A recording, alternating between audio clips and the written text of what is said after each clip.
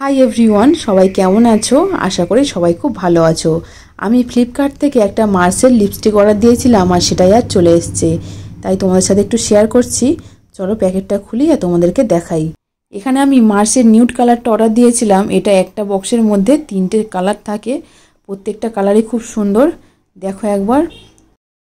চলো তাহলে এবারে তোমাদের প্রত্যেকটা কালার একটু স্মাচ করে দেখাই, তাহলে তোমরা ভালো করে বুঝতে পারবে।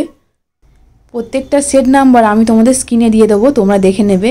এগুলো তোমরা সিঙ্গেলও কিনতে পারো, কিন্তু এরকম 3টে একসাথে কিনলে এর প্রাইসটা কিন্তু অনেকটাই সেভ হবে।